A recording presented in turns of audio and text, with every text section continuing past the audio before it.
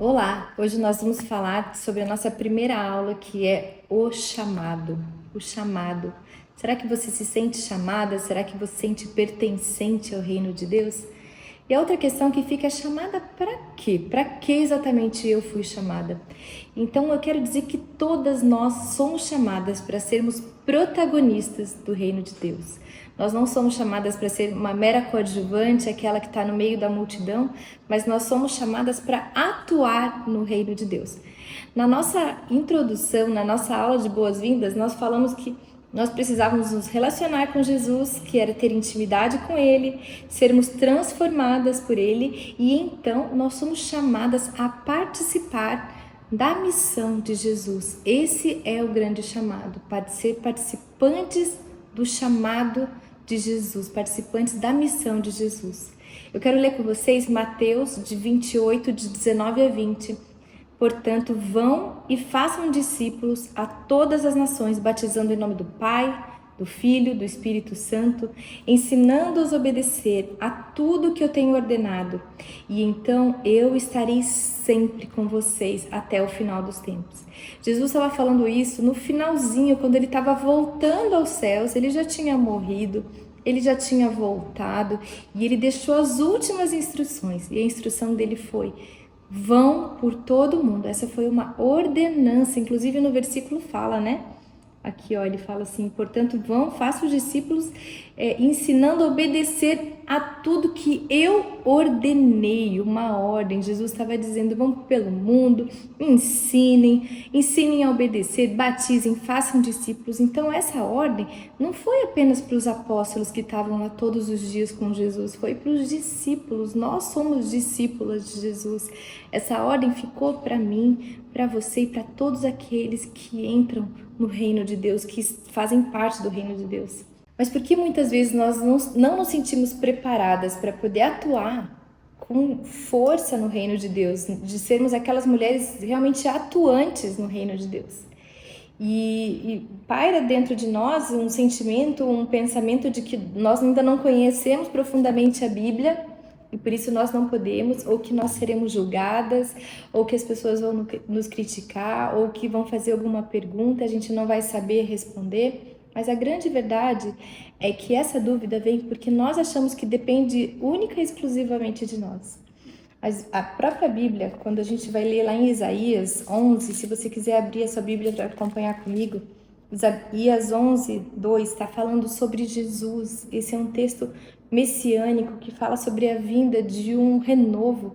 Ele fala que o Espírito do Senhor repousará sobre ele, o Espírito que dá sabedoria, que dá entendimento, o Espírito que traz conselho e poder, o Espírito que dá conhecimento e temor do Senhor.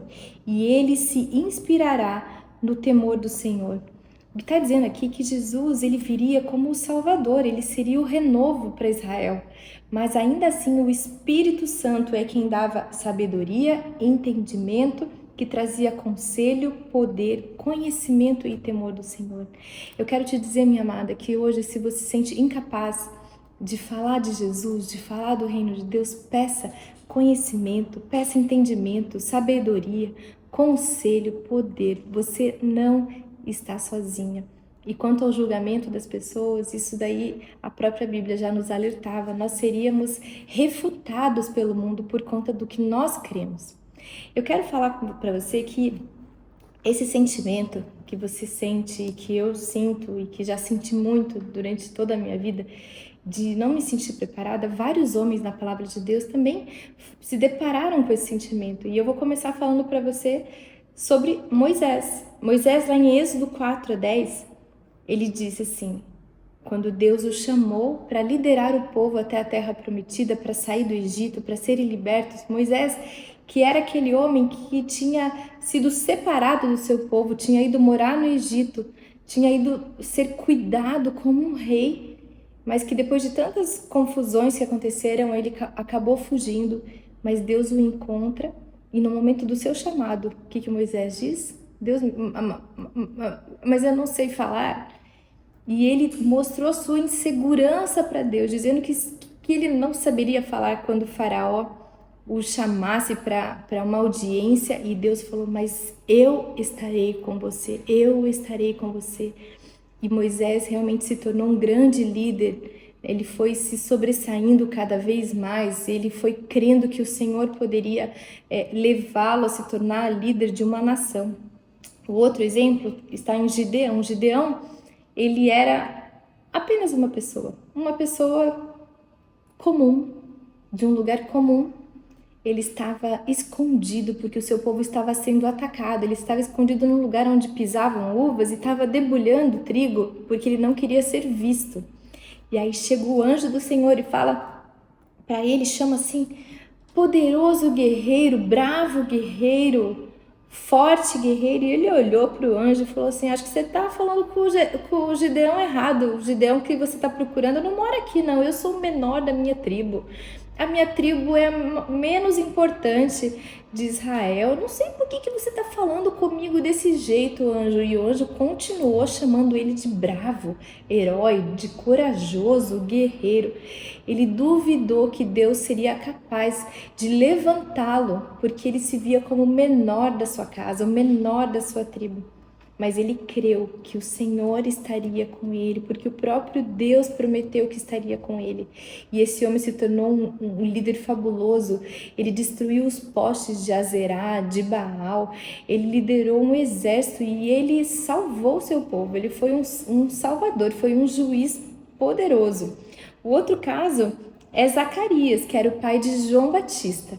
Zacarias não creu que ele seria o pai da voz que clama no deserto, aquele que abriria, né, as estradas, abriria o caminho para que viesse o Messias. E quando o anjo veio e deu a notícia para ele, Zacarias riu, deu uma risada, desconfiou e ele levou um puxão de orelha, ficou um tempo sem falar, ficou mudo.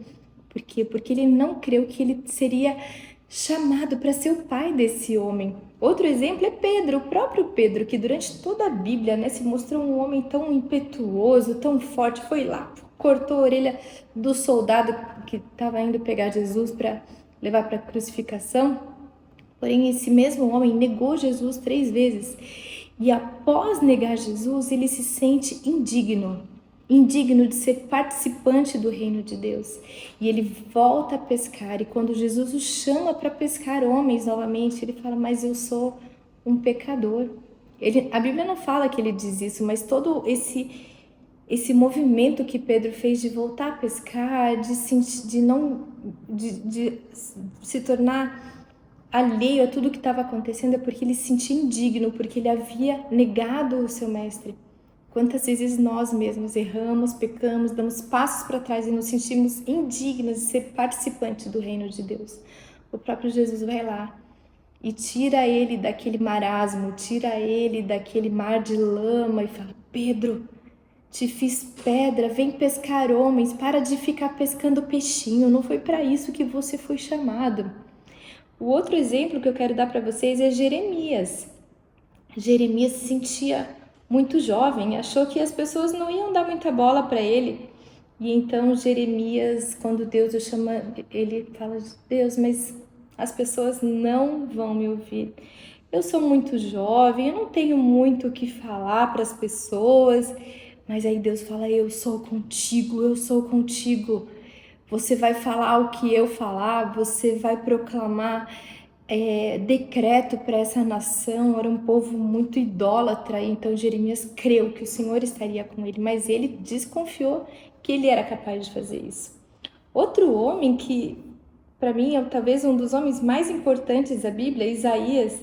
Quando Deus o chama, lá em Isaías 6, ele também se sente incapaz, porque ele fala, Deus, como é que o Senhor está me chamando? Um homem impuro que habita num lugar de pessoas com lábios impuros, que tem lábio impuro, como é que o Senhor está me chamando? E aí Deus faz o quê? Purifica os lábios de Isaías. Ele vai lá e coloca uma brasa direto do altar, coloca na boca de Isaías. Por quê? Porque não depende de quem ele é. Eu quero ler com vocês. Então, olha só. E aí, Isaías 6:5 diz assim, Então eu gritei: ai de mim, estou perdido, pois sou um homem de lábios impuros e vivo no meio de um povo de lábios impuros. Os meus olhos viram o Rei, o Senhor dos exércitos. E logo um serafim voou até mim, trazendo uma brasa viva que havia tirado do altar com uma tenaz.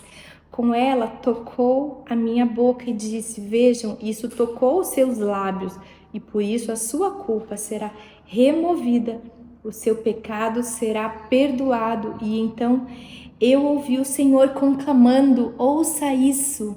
Ouvi o Senhor conclamando: mas quem eu enviarei? Quem irá por nós? E então Isaías falou: eu irei, eis-me aqui, envia-me a mim. Eu não sei vocês, mas isso me deixa emocionada, me arrepia, porque um homem que outrora se achava impuro, ao ser tocado pelo Senhor, ser purificado, os pecados perdoados, ele disse: eis-me aqui, envia-me a mim. E o próximo homem, né, e o nosso último exemplo é Jonas. Jonas foi um profeta e ele já estava acostumado, né, a dar profecias, a falar pelo Senhor, mas então Deus manda ele para um lugar que ele não queria ir. Deus manda ele ir para um povo que era muito idólatra, muito pecador, fazia coisas terríveis, matava criancinhas, e ele falou: não, esse povo aí não merece ser salvo. Ele decidiu no coração dele que aquele povo não merecia salvação, esse povo não merecia ter um encontro com o Salvador. E ele faz o quê? Foge do Senhor. Ele foge de Deus e ele decide que não vai levar a mensagem para aquele povo. Mas e aí o Senhor o resgata. O Senhor mostra para ele que o lugar dele é naquele lugar, levando a palavra, dando novas chances. E quantas vezes nós não falamos do amor de Jesus para algumas pessoas porque nós achamos que essas pessoas não são merecedoras do amor de Deus, não merecem receber a palavra de salvação. Então eu quero te dizer, minha amada, será que nós estamos dando desculpas para Deus, para o chamado que Ele tem nos dado? Será que nós temos medo? Eu quero ler algumas perguntas para você e eu quero que você reflita. Qual tem sido a sua resposta para o chamado de Deus para a sua vida? Qual tem sido a sua desculpa para você não ir? Você se sente incapaz de proclamar o que tem aprendido? Qual o seu grande medo de ir? E outra, qual a sua ferida? Onde você foi marcada? Onde você foi ferida? Que faz com que você sinta que não pode sair e abrir os seus lábios e falar do Salvador. Nós temos a tendência de olhar para dentro do nosso coração, calcular as probabilidades disso dar certo, através de lentes dos nossos traumas, crenças e experiências do passado.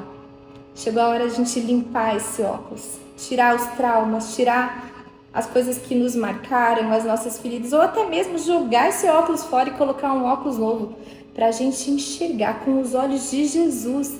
É Ele que nos capacita, é Ele que nos dá ousadia, é Ele que nos levanta.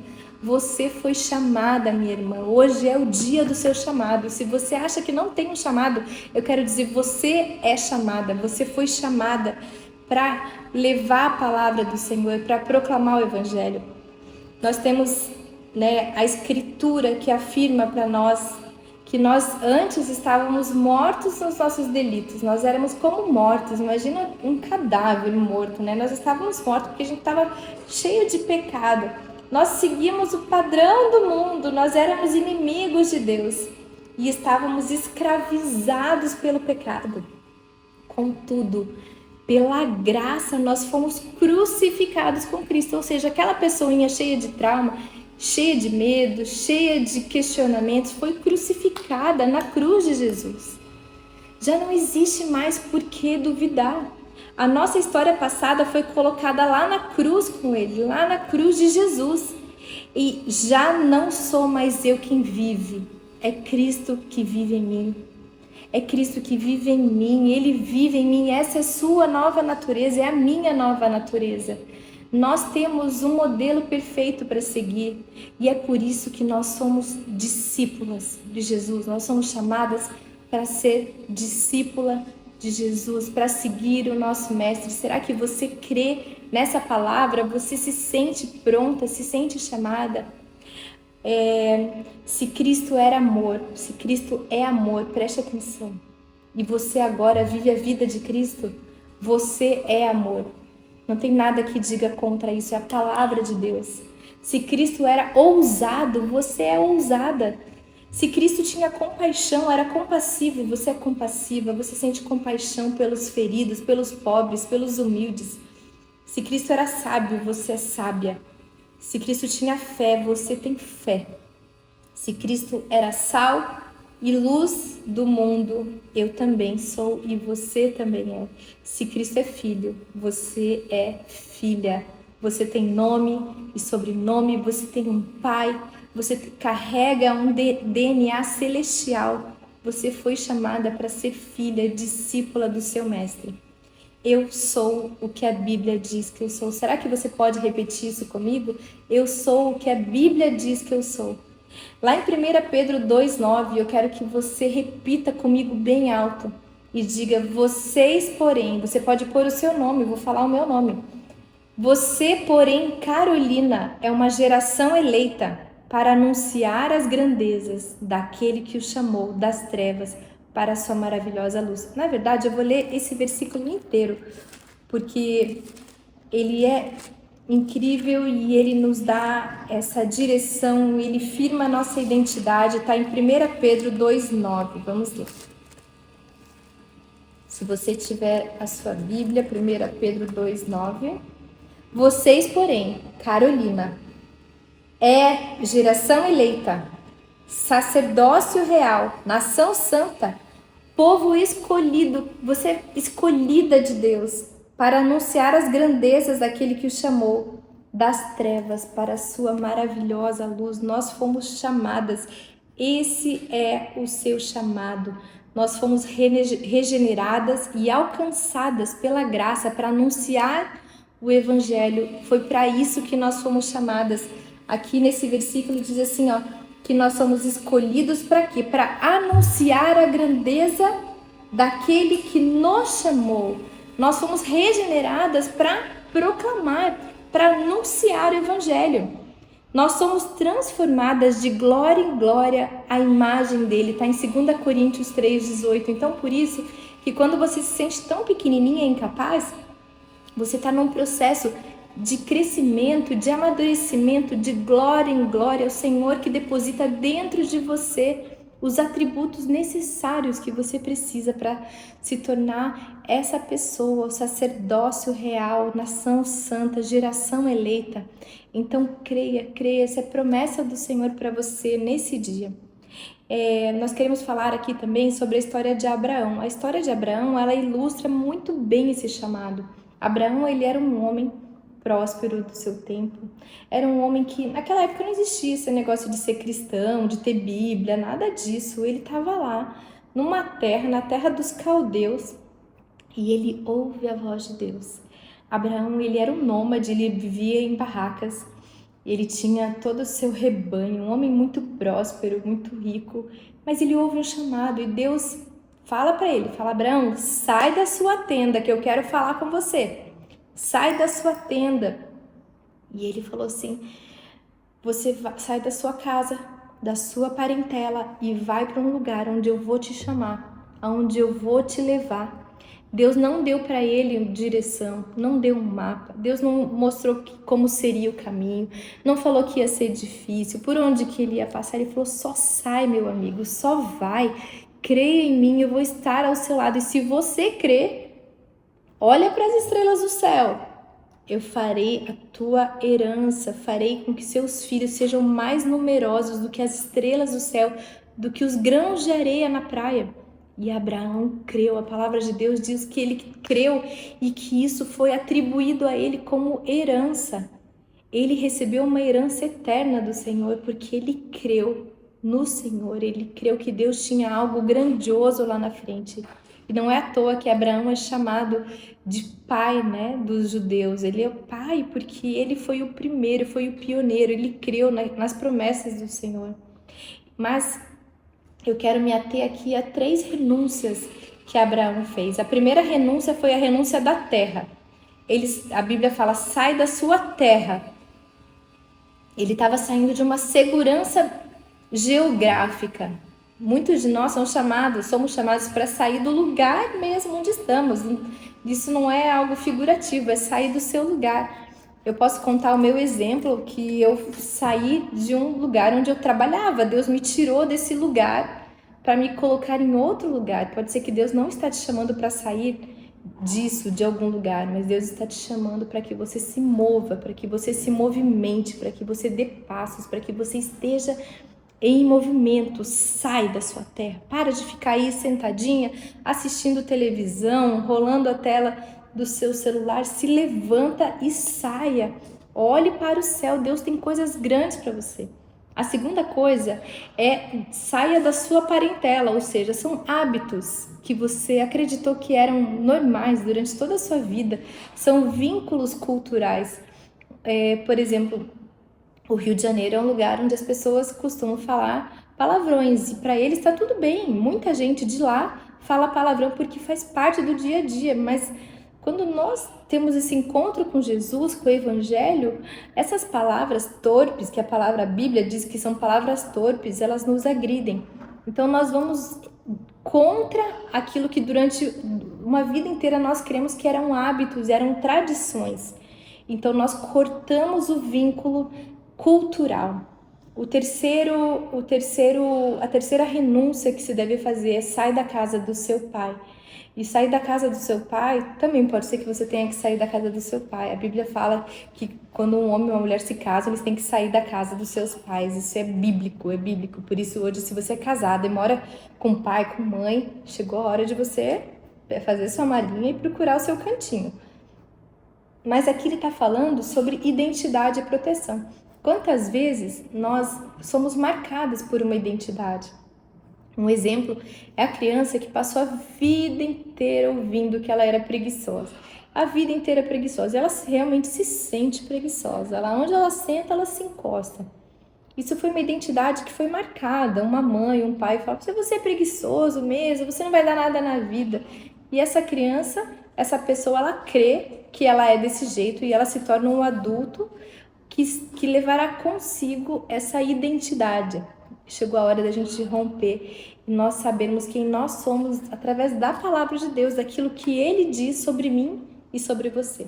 O Senhor tem mostrado algo aí nessa aula, nesse dia, algo que você precisa romper para que você avance? Será que você precisa romper? Às vezes é um luto que você não processou, um luto que continua te amargurando. Às vezes é um relacionamento que foi desfeito, que você carrega esse peso durante toda a sua vida. Às vezes é uma amizade que foi quebrada, algo que você perdeu, um negócio que não deu certo, ou você quebrou financeiramente. Será que você tem carregado isso durante toda a sua vida? Chegou a hora de romper, de parar de ficar olhando para trás e contando historinhas sobre o seu passado e você olhar para o seu futuro. Sai da sua tenda, olha para as estrelas do céu e veja quanto Deus tem para fazer na sua vida hoje. Chegou a hora de avançar, é isso que nós queremos, olhar para frente. A Bíblia fala que quem coloca a mão no arado e olha para trás não é digna do reino de Deus. Então hoje eu quero assumir um compromisso com você. Nós não olharemos mais para trás, nós vamos olhar para frente, para aquilo que o Senhor tem para nós. Abraão creu e isso foi imputado como justiça. Ele recebeu um galardão pelo fato de ter crido. E hoje o convite permanece: diga sim ao chamado e avance em direção a Cristo. Diga sim ao chamado e avance em direção a Cristo. Filipenses 3, 13 e 14 diz assim: esquecendo-me das coisas que ficaram para trás, eu avanço para as que estão adiante, prossigo para o alvo. E qual é o nosso alvo? É Cristo, Ele é o nosso mestre. Nós somos discípulas de Jesus. Outro impedimento ao avanço são as distrações. Eu quero falar um pouquinho com vocês sobre isso, porque nós vamos pincelar, mas muitas vezes as distrações acabam nos deixando longe de Deus e às vezes tem aquela aparência de coisa boa. Então nós precisamos estar atentas às coisas que parecem boas, mas que nos afastam do Senhor, nos afastam do propósito. A gente estava conversando na aula presencial e uma mulher nos deu o exemplo de que antigamente As redes, elas prendiam os discípulos a não irem para Jesus e eles foram capazes, nós vamos ler sobre isso. Eles deixaram as suas redes e eles seguiram Jesus. Será que hoje nós temos que deixar as redes sociais para seguir Jesus? Quantas de nós estamos presas às redes sociais? Porque realmente elas nos enredam. Assumir responsabilidade que nos fazem negligenciar o que é importante, carregar problemas que não são nossos, você está resolvendo um problema que não é seu. Deus não te pediu para cuidar do problema dos outros, você está tentando resolver tudo. Má gestão do seu tempo, você não tem um planejamento, você não tem um planner, você não segue um cronograma, uma rotina. O legalismo, o fato de querer ser legalista, você não olha para a beleza que Deus traz para nós, da liberdade que o Espírito Santo nos dá para seguir o Evangelho. Séries e filmes, livros, pessoas, quantas coisas estão nos afastando de Deus. E eu quero te pedir para que hoje a gente possa estar fazendo essa entrega. Jesus, andando junto ao mar da Galileia, viu 2 irmãos, Simão, chamado Pedro, e André, os quais lançavam as redes no mar. Olha que lindo isso! Eles estavam lançando as redes no mar, porque era o que eles sabiam fazer, eles eram pescadores e eles estavam fazendo algo certo e que sabiam que ia trazer um retorno financeiro, era a segurança deles. Mas disse Jesus: vinde após mim e então vos farei pescadores de homens. Então eles deixaram imediatamente as suas redes e seguiram-no. E adiantou-se, foi um pouco à frente, viu outros 2 irmãos, Tiago, filho de Zebedeu, e João, seu irmão, num barco com Zebedeu, seu pai, consertando as redes. E Jesus novamente chamou, e eles deixaram imediatamente o barco e seu pai e o seguiram. Está em Mateus 4, 18, 32. Homens simples, sem nenhuma instrução, ao verem o Cristo, creram, entenderam o seu propósito. Eles tinham todas as desculpas do mundo para dizer não, porém sabiam que existia algo maior, que todas as suas limitações que os capacitaria a seguir Jesus e se tornarem pescadores de homens. Eu vou ler novamente essa frase. Eles tinham toda a desculpa do mundo para dizer não para Jesus, porém sabiam que existia algo maior, que todas as limitações que os capacitaria a seguir Jesus se tornarem pescadores de homens. Eles creram que Jesus os capacitaria. E para encerrar essa primeira aula sobre o chamado, eu quero fazer um convite a você. No final do nosso material, nós temos uma declaração. Na verdade, essa declaração é uma aliança, é um compromisso que nós estamos assumindo com Jesus de levar com ousadia a palavra de Deus aonde quer que seja. Então, se você tem o seu material em mãos, eu quero te convidar a abrir sua boca, colocar toda a sua voz para fora, em alta voz, declarar o que está escrito aqui. Vamos lá? Eis-me aqui, Senhor. Eu me apresento como eu sou, não como eu gostaria de ser. Eu entrego meu passado, minhas limitações, as minhas feridas. Eu escolho não ser governada pelo que ficou para trás, mas guiada pelo que o Senhor está fazendo em mim agora. Eu dou um passo de fé, mesmo sem ver todo o caminho. Confio que o teu Espírito me conduzirá. Hoje eu digo sim ao seu chamado e assumo a missão de proclamar a verdade do Evangelho com amor, fidelidade e obediência. Eis-me aqui. Se você realmente crê nisso que você acabou de falar, pegue uma caneta, assine esse compromisso de amor com Jesus. E até a nossa próxima aula.